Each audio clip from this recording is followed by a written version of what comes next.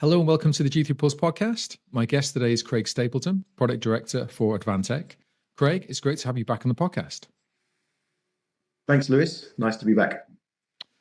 We are staring down the barrel of a shiny new iShow in a brand new location. Does this mean we've got a brand new stand from Advantech at the show? Are you showcasing the entire Advantech range at ICE Barcelona? And in terms of the reformatting, and I know that they've been sectorizing the show as well, where can visitors find the Advantech booth on the expo floor? Yeah, sure. We're all excited to go down to Barcelona for the show in January. The stand is going to be fairly familiar. I think it's kind of derived from the stands we've used at London for so many years. And we'll certainly have our usual full array of gaming solutions that Advantech has from various different of our product divisions, including all the platform products from my product division, but we'll also have the latest monitors, some products from embedded boards division, graphics cards, all the usual stuff really. The most noteworthy thing probably this year is it'll be the first show where we're wholly using the Advantech brand. We're finally phasing out the Innercore brand after some 14 years under Advantech, and 5 years before that, we're finally deprecating the Innercore brand. And so this stand will be purely Advantech brand. So that'll be something noticeable. Okay. Location-wise, we're in Hall 3, I think, with other land-based component and slot machine manufacturers. And the booth is, looking at my notes, 3F46. So anyone who's taking notes can find us there. Good. Yeah, it's a brand new kind of orienteering process at this time around. I've piled on probably about 20 years of iShows now, but it feels like this one's going to be. But yeah, it feels like this one's going to be different. And I was wondering, are you especially looking forward to anything in particular at this event?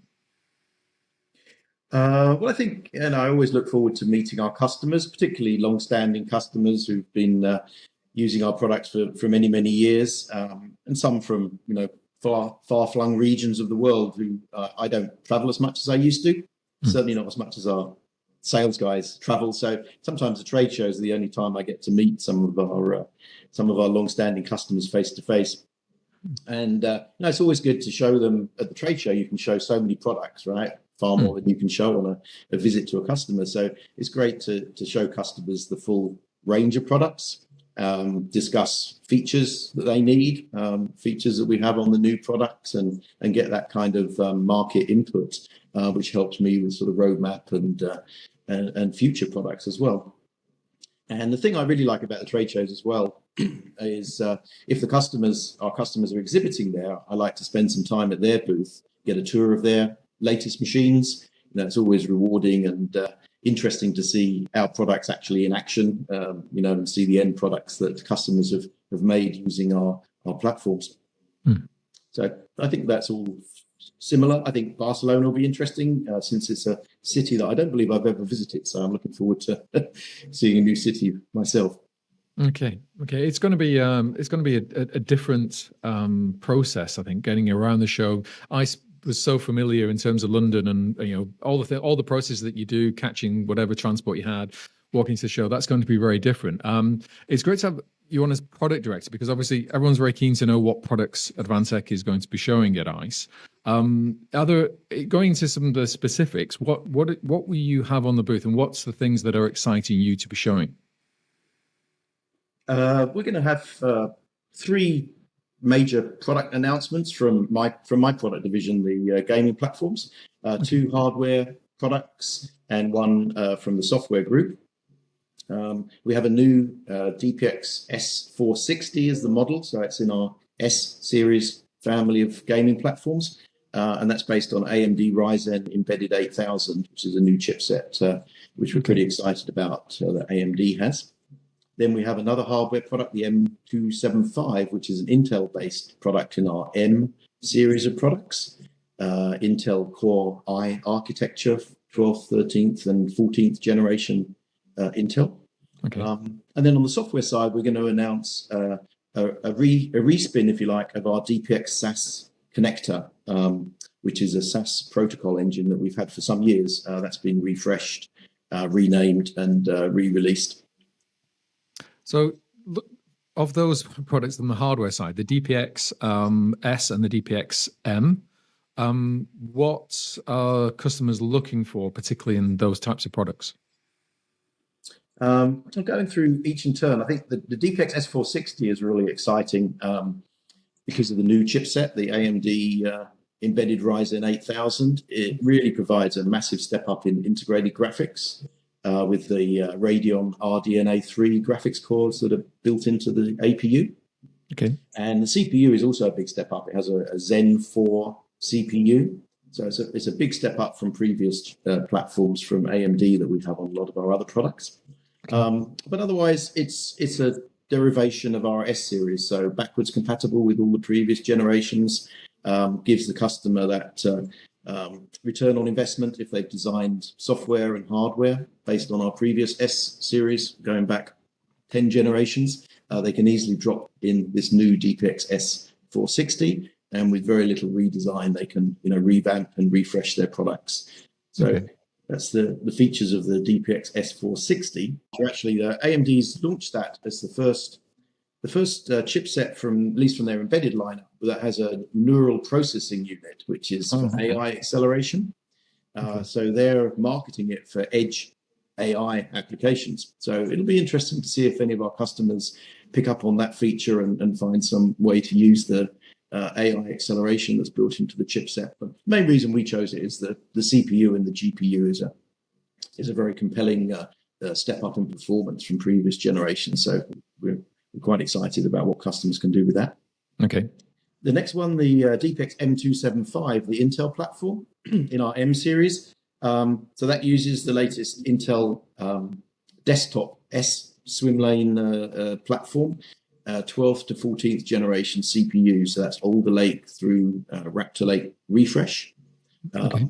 And its characteristics are a huge range of price and performance can be supported on a single platform. So we can put a Celeron or a Core i5 through Core i7, even a Core i9. So really wide range of price and performance on one platform.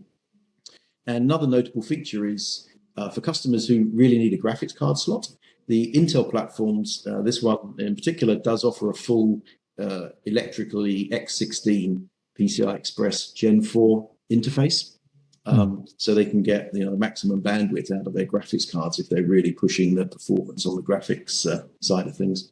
Otherwise, the M series, the M275 is our standard side expansion bus, which is designed for customers or Advantech to design special purpose I/O modules, just providing a small amount of I/O, less than what we have on, say, the S series or the E series products. But if they just have a little bit of I/O requirement, we can put that on a special side expansion bus and just give them what they need, customized to their application through that side expansion bus. So that's the M275.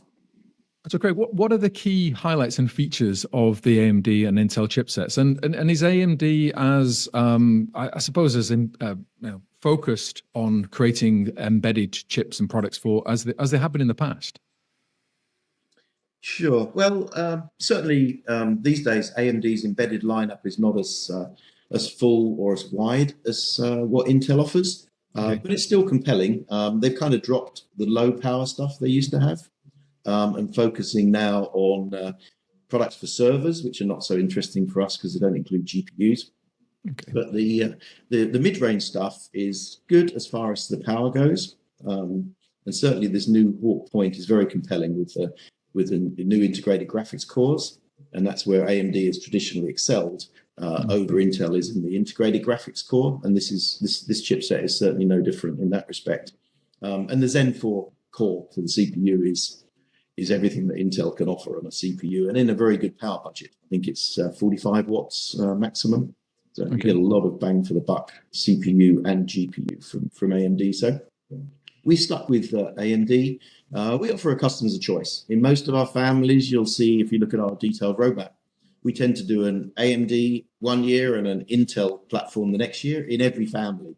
So we have 4 families of products, and you'll see that we kind of alternate. So there's something fresh for AMD aficionados, and there's something for Intel fans in each family. So we give customers that choice. The Intel, certainly Intel's CPUs are stable, reliable, and no one has any questions about that. The S swim lane products that we use on a lot of our gaming platforms are really nice in that, as I mentioned before, you can put from a Celeron right through to a Core i9 processor on a single platform. So it really has that scalability, which is very valuable, I think. The full bandwidth X18 graphics card slot for customers who are really hammering their graphics. The AMD platform only offers an X8 electrical slot, which, some of today's latest graphics cards can benefit from having a full 16 width graphics slot.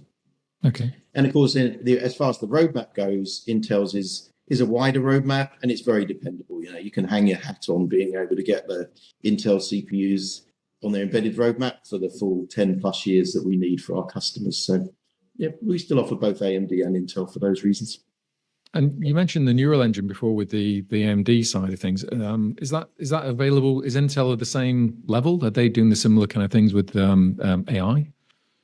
No, as you probably heard in the press, the general computing industry, Intel's been kind of late to the party as far as AI, and they're playing catch up. So they haven't got anything on their current chipsets that has a built-in NPU. They do on some of their broader range stuff for consumer and other applications, but on the embedded stuff that we can get hold of and we want to use for the long life cycle, I don't think they have a AI accelerated chipset. I mean, the CPUs are very good performance, and they'll probably do a lot of those workloads. They don't have dedicated hardware built in.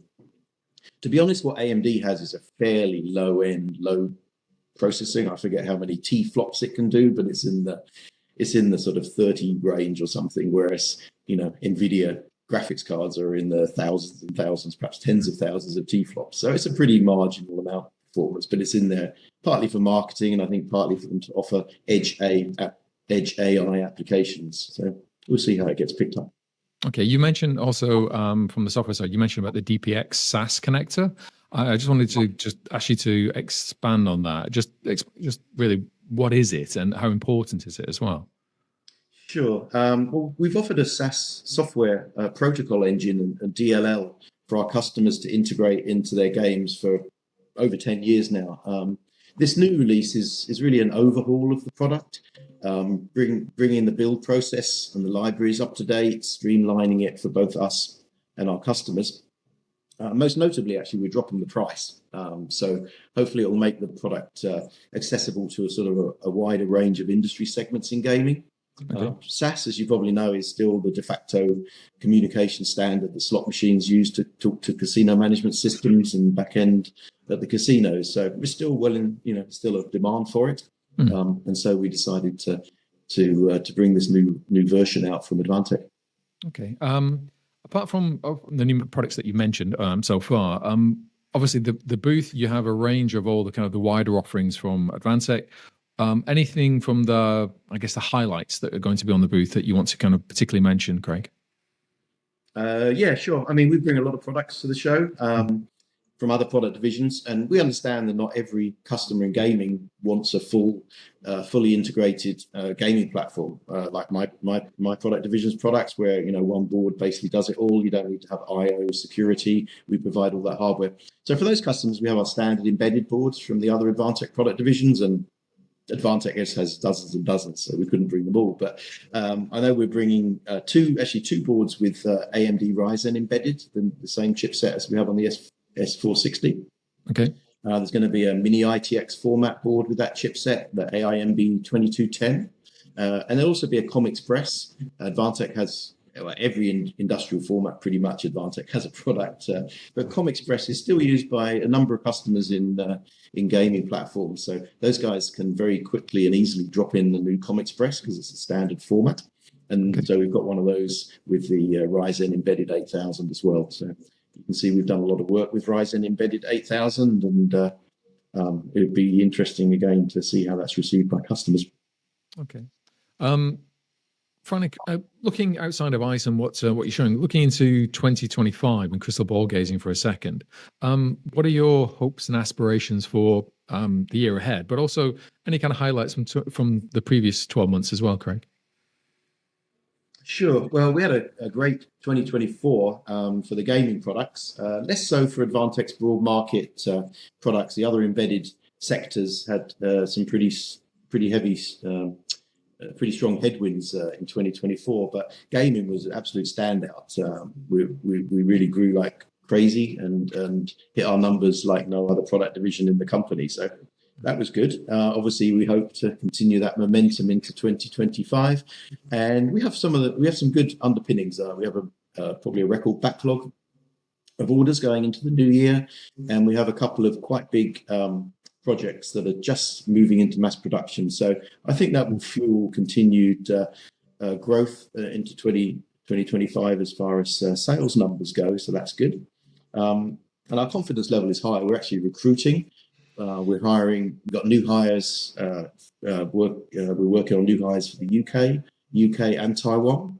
All right. Okay. So I'm personally very excited, looking forward to being able to do more things with and for our customers with a bigger team focused specifically on the gaming industry. So yeah, we're very excited about going down to Barcelona, and hopefully we'll meet lots of our viewers and lots of our customers at the show. Look forward to it. Yeah, I'm hoping. I was speaking to the guys at Clarion for their podcast, and they were saying that they're hoping to get about 55,000, maybe 60,000 visitors to the show. An increase on the 50,000 from the previous year. So whether that's from street operators and LATAM, they're casting a net that's quite wide as well. So yeah, I'm hoping that it's going to be a bigger and better event than previously, and we'll be able to spend the usual 5 minutes waving at each other and saying hi on the booth. As we no time for chats, no time. It's all business at the iShow, but I probably wouldn't have it any other way as well. Great to speak to you. Thank you for updating us on everything that's going on with Advantech, and I look forward to meeting you at least briefly at the show. Likewise. Thanks, Lewis. Thanks, Ray. Bye. Bye-bye.